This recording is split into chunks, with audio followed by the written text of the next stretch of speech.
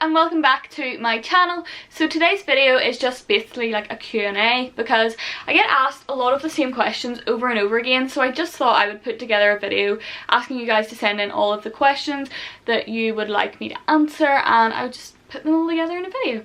So yeah, hopefully this is helpful for anybody who's asking questions. There's some about uni, there's some about travel, sort of the general gist, I think.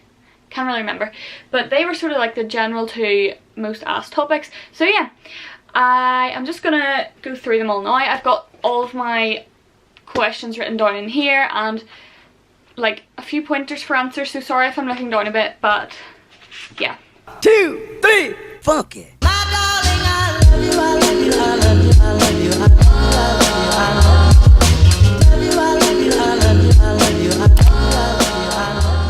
First question is, how do you plan your travels?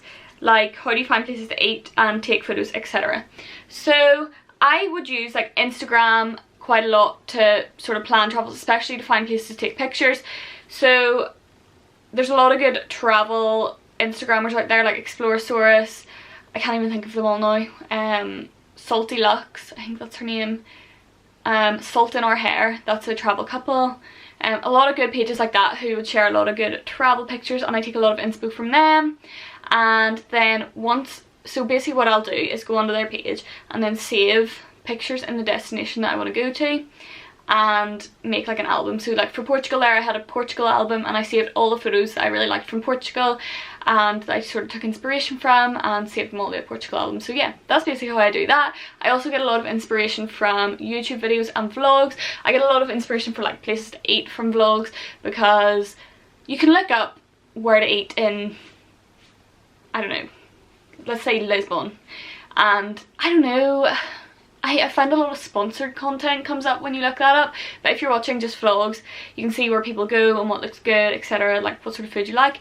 But so yeah, I use that quite a lot. I do also use Instagram to find places to eat, because if you look up like food guide city you're going to, so say food guide Lisbon, I find that you find a lot of good places to eat like that. Like, you know, there's people from, you probably know local people in your own area who have like food Instagrams, but they have that in other places too, so they're always super good for finding good places to eat because they're locals and they know what they're talking about.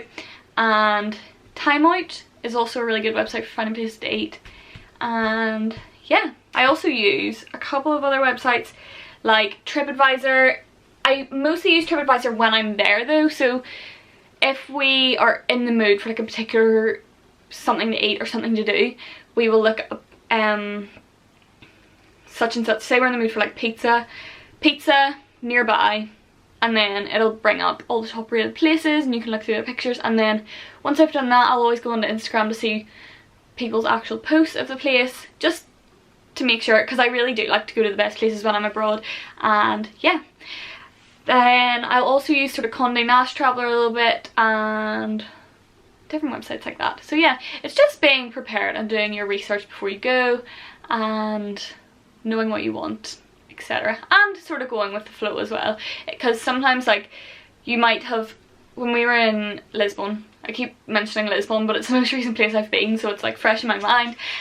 When we were in Lisbon, for example, there was a restaurant called Tree Story that we really wanted to go to, but it was way like really far away from where we were. It was like an hour walk or something, and it was taking us down like really local areas that we just didn't feel overly comfortable in because we didn't know the city. It was about 9 o'clock at night, it was dark, and yeah, we just didn't feel overly comfortable, so we had to change our plan and look up somewhere closer to where we were, and it was fine. Like, we ended up in a really nice pizza place, so it was good. So the second question is, this was asked sort of a couple of times in a couple of variations. So people basically asked like, how do I balance uni work and social life and YouTube?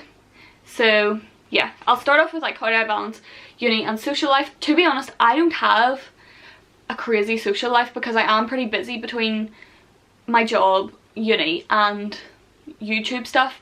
But like, I'll see Adam at the weekends and a few evenings throughout the week, and yeah, I do mostly try to keep my weekends free, but then I'll also spend my weekends filming stuff for YouTube. Yeah, so basically I would spend Saturdays with Adam. This is really hard to explain, like sort of thinking through it.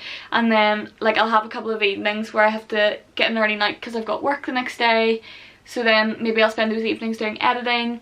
And yeah, like I just kind of organise my time, if that makes sense. Like it's really just about being organised. When I'm at uni, I spend the daytimes, like I'll if I've got a day off work, I will get up early and start my uni work maybe around 8:30, 9 o'clock in the morning, and literally work basically right through until 4 or 5 o'clock. So then you're getting like so much work done in that period of time that then you'll probably have your evening free, which means you can either use that to do YouTube stuff or to socialise.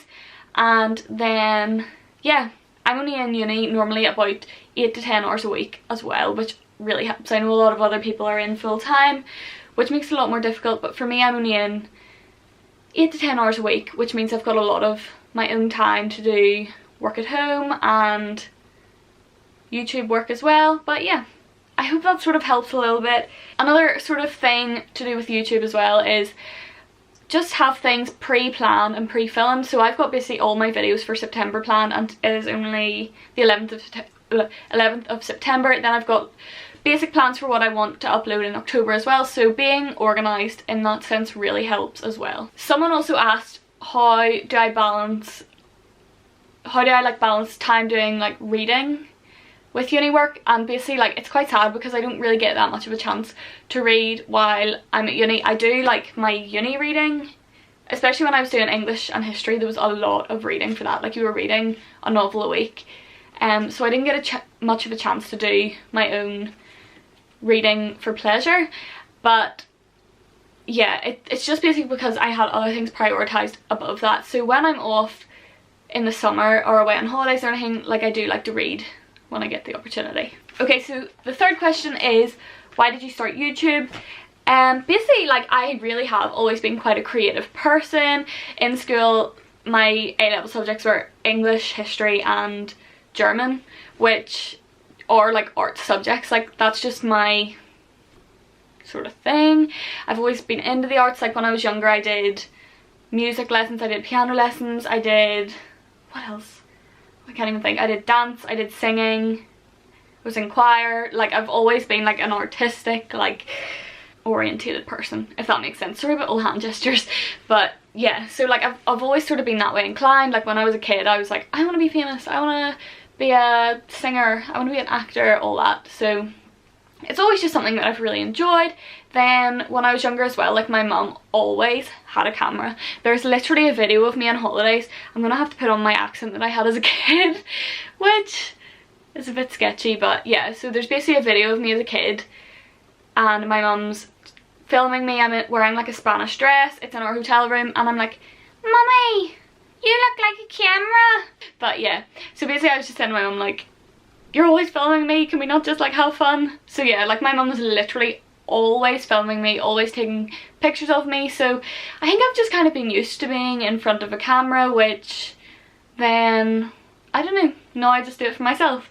Another thing, like, so this is kind of why I started YouTube back in the day. So I started YouTube when I was about first year in school, and that's sort of before it all became what it is now. I used to do like music videos. People who know me from back then will remember that. Slightly embarrassing, but not really that embarrassing. I had a good time doing that. So yeah, like that's what I did back then. Then I don't know, you know, like when you're that age and you're scared of getting judged, and yeah, I kind of stopped that. And then I didn't restart YouTube until the summer after my first year of uni, basically because I watch a lot of YouTube, like, and I found it really helpful for like struggles I've had in my life, whether that be to do with uni, school, friends, food, dieting, all that sort of thing. Like I've always found YouTube super helpful because you're basically watching a normal person and how they deal with things in their life. And yeah, it's kind of hard to explain, but I've always found it really inspirational and helpful for any struggles that I'm having in my life. So I really want to do that for other people, even if it's only a few people. Like if I can have the opportunity to sort of like help and inspire others in the way that I've been inspired by people on YouTube, then yeah, I'll be super happy about that. Okay, so the next question is, what was the process for applying to your master's? Any tips? So for anyone who doesn't know, I'm starting my master's basically in a couple of weeks time, maybe next week. Yeah, I think it's next week at Queen's. I'm doing a master's in media and broadcast production, and yeah, it was super simple to apply to, especially if I did my undergrad at Queen's. So I just went on to the Queen's website. It's kind of hard to explain, but it's a super easy process. So you basically just go onto the Queen's website, the course that you find, the course that you want to do, then just click on apply for, so it'll be 2021 for next one. No, it'll be 2020 applications or something like that. I can't remember how they word it, but you just click on that and then it takes you in through the application process. I think you have to have your CV, possibly, and you just fill in all your details and why you want to do the course, what interests you about the course and stuff like that. So yeah, my basic tips would just be read the module guide on the Queen's website and sort of tailor your answers to that. But yeah, another tip would be basically just work hard at your undergrad to get the results that they need to get in.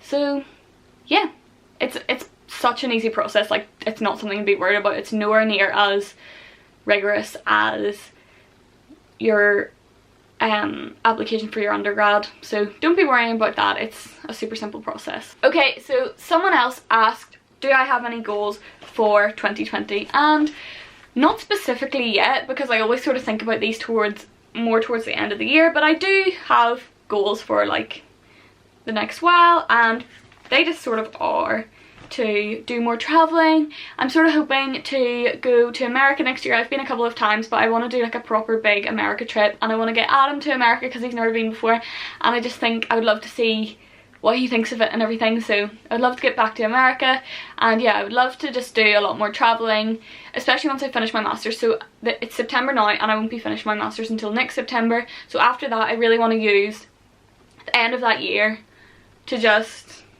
travel until I can decide what I want to do after that. So yeah, that's my first goal for 2020. Then my next goal is basically just to improve my content. Like, I feel like my content has been slowly improving over time as I just like do it more, like get more into it and learn mistakes, or learn from my mistakes. So yeah, but I know I still have such a long way to go. I'm literally tripping over so many words today. But yeah, I know I have such a long way to go with my content, and I just want to continue to improve upon it, and hopefully my masters will help with that. And yeah, my next goal is just to work hard at my masters and hopefully come out with a grade that I will be happy with and a portfolio that I can use for my future. And yeah, my last goal is more of like a vague sort of thing, but it's basically just to sort of step more outside of my comfort zone. I do try to do this quite a lot. I try to enjoy life to the fullest that I can and try new things and all that, but I just want to do it a little bit more. And yeah, I am still quite a nervous person, if you know me. I maybe don't come across like that online, but I really can be in person, and I would really like to overcome that to quite a large extent over the next while, and yeah, just step out of my comfort zone and try a lot of new things and be a lot more independent. I think I do rely on others quite a lot. Like, I think if I see someone do something, then I'll feel easier about doing it. Like, if there's something I want to do, I will be scared to sort of take that leap before I see anyone else take that leap, if that makes sense. But yeah, I just want to be a bit more brave, be a bit more courageous, and just step out of my comfort zone a little bit more. Okay, so someone else asked about any good banks for students in Belfast.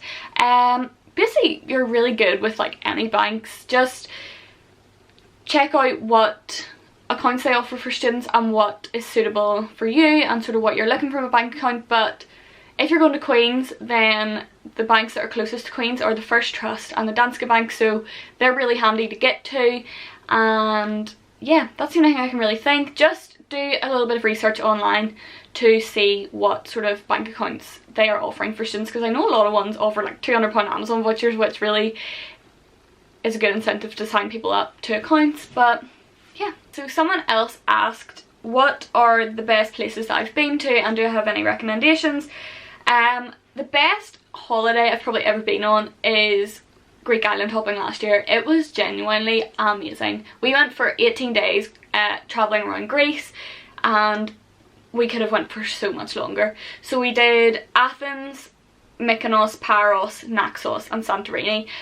Athens, Mykonos and Santorini were probably my 3 favourites, but I still really loved Paros. And Naxos, I couldn't recommend it anymore. I would tell anyone straight away to go Greek island hopping. It's such an experience. It's such an amazing country. People are so friendly. The food, the weather, everything about it is incredible. I sort of was worried before I went that Mykonos and Santorini especially would be like super overrated.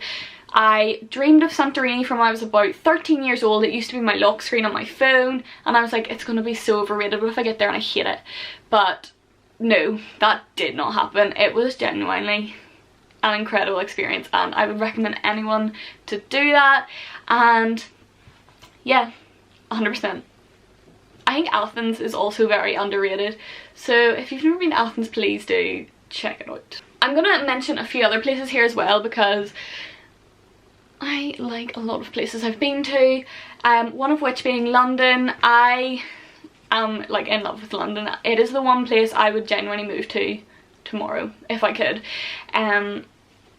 Yeah, it's the one place I know I will continue returning to. Like, I want to go at Christmas time again, because last Christmas was like Winter Wonderland Hyde Park, or Hyde Park Winter Wonderland was just amazing. And yeah, I just love London so much. It's probably my favourite city in the world, well, that I've ever been to. I also love Florence. It's both mine and Adam's favourite place in Italy. It's where I want to get married. It has such a like Mediterranean, Italian, rural, Tuscan feel to it. Like, it just has that real like authentic Italian feel to it. It has amazing food. Literally, you walk down the street and it smells of like chocolate and pizza and gelato, and there's music. Like, there's so many buskers playing like beautiful music, and the architecture and everything about Florence is just beautiful, and it's a really great city break. There's so much history there, and there's also like a lot of like modern shops and everything like that, and genuinely I love Florence. So like, that's another definite city break you have to take. And to be honest, there's nowhere that I've been that I wouldn't recommend. If you want any more recommendations, I have a lot of travel vlogs.